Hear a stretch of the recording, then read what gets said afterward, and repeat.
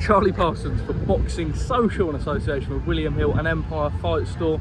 Eduardo, we had a lovely little run this morning, a lovely bit of breakfast. I was a bit concerned about you because you said the other day you ran 24 minutes something on a 5k. Now, you run that on your own, right? This morning you went, can we go a little bit slower? You said that first. You gave me the reason for that, which I won't say on air. And God, that sounds really bad. Yeah, can I say it? No? Yeah. Okay. You said you had a couple of cigarettes last night. I didn't know if you told. No, that's fine. Okay. Which I was very disappointed in you, and I would like to take this opportunity on this platform to say to people, particularly if there's young people, right? You can whack this on your TikTok because they'll all be watching it, right? To the young people of the world, please, please, please, do not smoke. It is the most disgusting habit on the planet, and ultimately it will kill you. And please, as well, do not vape. I believe vaping, I think vaping is actually worse than smoking. Yeah. There are kids out there, 13, 14, 15, who are vaping. It ain't cool. It's going to affect your health. It's going to affect your growth. It's going to affect everything. Please, kids, get active. Go out for walks. Get in the gym. Go to boxing. Go to football. Whatever it is. Don't smoke cigarettes. Don't smoke vapes. I have to agree. Thank you. But that was because it was a slow one. Just saying hello to the fans. Yeah, it's the Eddie Hearn float over there. I think they're just going around Detroit. I was on 5 hours sleep and I'd had a couple of cigarettes. Back to the run. A few beers. We ran 27:02. But that's a weary Parsons though. Yeah, that's but not you a were full miles energy. behind me the whole way. No. Okay. I finished about your 15 seconds after. Okay. So you told me that you were going to be donning the new Southampton away football kit. Now, I would like to take the opportunity to say, Southampton is quite a, strange is the wrong word in terms of a football club, right? Because when I was growing up with the old Panini album, Southampton have always been there, haven't they? They've never really won anything, but they've always been there. I don't think Southampton kit has been that good. I rate the away kit that you're wearing. The trousers are awful, and those old Valentino combats are terrible. But I actually rate that away kit. Hummel is interesting. Old Spurs. Hummel's in now though. Right, okay. But you're impressed. It's inspired by the waves. I mean, the river. Yeah, I can see that. The waves of the flag. Yeah, nice. But I will also say this, Parsons. I don't know. You know, the problem with today's football kits are they're more fitted, and I just feel that the fitted look on you. Yeah. You're not feeling it. But you like the kit. You're a big fan of the new Southampton. I like the kit, and I like Southampton. I like Southampton as a football club, and I like Southampton as a place. When I look at Southampton, I think pleasant people. Eduardo, thank you. Let's talk. Why do you support Southampton? Family reasons. Right, okay. Weigh-in today. I just brought this up with Alicia. I remember you used Was there a player from Southampton, because he played at Orient as well, Glenn Cockerell. Do you remember him? Yeah. Long hair, midfielder. Mate, you don't like... Yeah, but come on, I'm like 9. Anyway, weigh-in day. The greatest player ever at Southampton, ever, of all time, in the history of the club. Theo Walcott. Big Parsons fan. Oh my No, you God. said that. Oh, fucking hell, your memory's absolute. I've just got Theo Walcott. Yeah, and you said in an interview... Oh okay, my God. Go on, anyway, next question. Alicia Baumgardner. She used to pester you and pester you on DM for an opportunity. She got the Terry Harper shot, and now she is headlining in Detroit. You feel like you're at home. Happy man. Yeah, I mean, I'm pleased to be here because I think we've got a great fight. And, you know, at the moment, we are going through all these cards. We've got to stop making weak defences.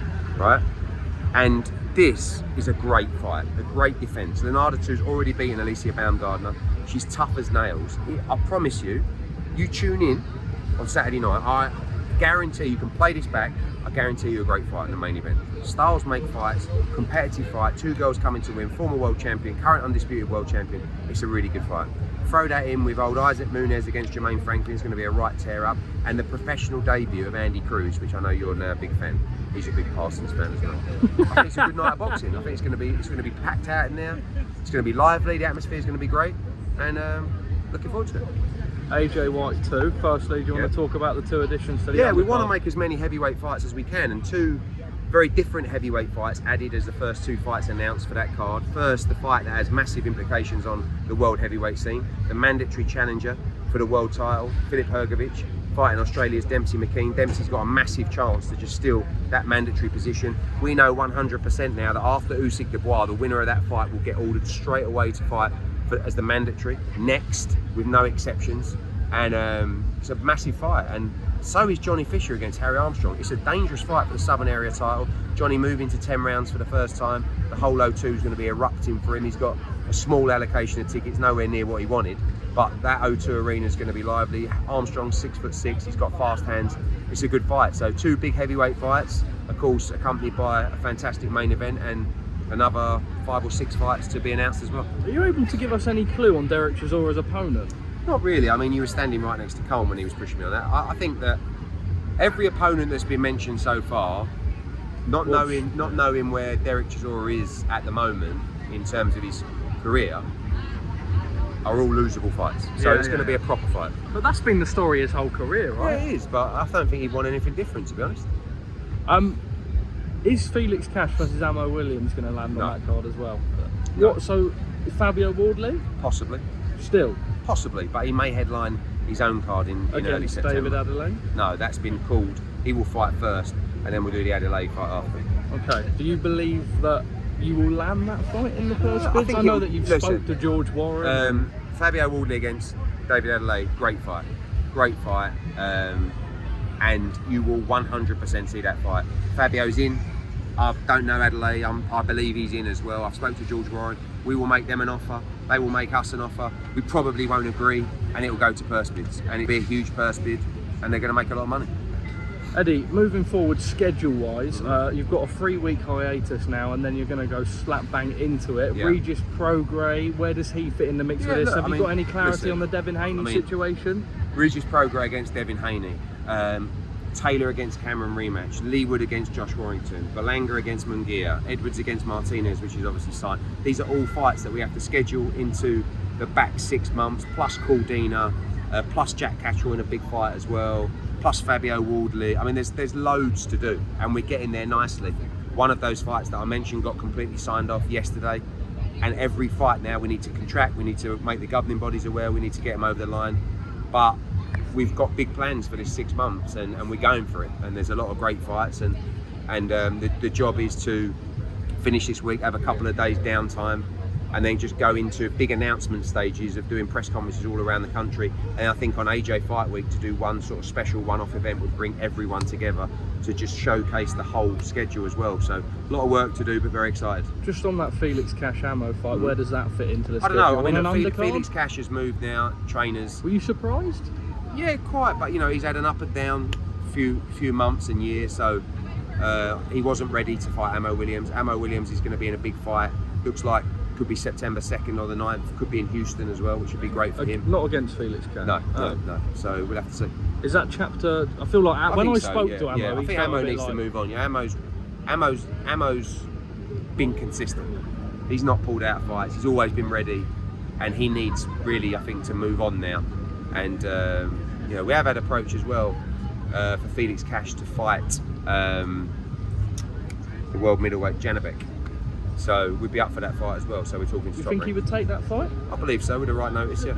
Let's talk about the sort of... Right, actually a quick question. I was going to go on Australia, and this links into Australia. With the Tasman Fighters link up, are you still going to be present at shows? Well, I can be, yeah. I mean, it's a long way to go. But obviously our aim is to stage Opetaia against Regis Prograis on August 23rd in Australia. So I'd be there for that. And, you know, big plans with Australia, and of course that link up with Tasman Fight. You know, we've got I mean, when you look at our Australian stable, it's unbelievable. You know, it's such an amazing stable of fighters. You've got Justice Honey, you've got Jai Opetaia, you've got Liam Paro, you've got Stevie Spark we work with, you've got Ebony Bridges, you've got Sky Nicholson, you've got so many great fighters, and like, I think there's so much more we can do there, but we can't be there all the time. So I think that we need to make sure that we work with partners out there to make the big fights, and Jai Opetaia is one of the biggest stars of Australian boxing, and obviously we're going through that negotiation. Ultimately it'll go to purse bids, I think. You think, have you made an offer to Boxer? Yeah, and we've made a great offer to them to come to Australia. You think they'll take it? I think, you know, compared to the offer they've made Jai Opetaia, which is less than what Regis Prograis is getting, which doesn't really make sense, like, we are very confident we win that purse bid. We may do the fight in London if we win the purse bid, but Jai wants to fight in Australia. I think that fight deserves to be in Australia after his victory against Bradis, but we'll see. You say Wednesday night, would you be going straight from Canada for Callum Smith or from Birmingham? I mean, I got a decision to make whether I go to Callum Smith or I go to Birmingham. Will Frank be at one or the other? Yeah, obviously, look, with my DAZN hat on, they're going to want me at the DAZN show, but I have a long history with Callum Smith. I'm desperate to see him win that fight, which I believe he'll do, so we'll see. Jack Catterall, yep. Do you feel like he feels a little bit in the dark about all the talk of... Not really. I mean, look, ultimately, the WBC, Jack texted me, I think he felt like his name was being left out a little bit, but the WBC ordered the Sandor Martin fight and said the only way you don't fight Sandor Martin is if you fight Devin Haney. So there's not a lot we can do about that. What we need to do with Jack is make sure we keep him active. I want to headline him in a big fight. What sort of names do you look at? I like the Hrgovic-McKean fight. I mean, he's calling out, Shakur Stevenson called him out the other day. He's looking for a big fight. I think he's a big name. He's boxed in Manchester a couple of times against Crawler, beat Kevin Mitchell in London. He's a good fighter, but there's other names as well out there. I mean, we've got so many fighters at 140 pounds, so there's a queue of about 8 people trying to talk to me. Have you got anything else to say? Eduardo Hernandez from Brentwood, from Cirencester to Detroit. Mad, isn't it? What's actually quite cool is the back of your phone goes with that kit. Can you give me a thumbnail, please? Go on. And then an angry look? No, because go on. Do you know what I've noticed? Yeah? You twats. Like, you cause so much aggravation. What was it one the other day? Oh yeah, Colm goes, Eddie Hearn absolutely rips Tyson Fury and Frank Warren. I didn't at all. And they don't even watch the interview. They just look at that and go, he's up. Like, I couldn't believe it. So just a little message out there to people like, who don't like me. If you read a headline, please read either the story or watch the video. Thank you.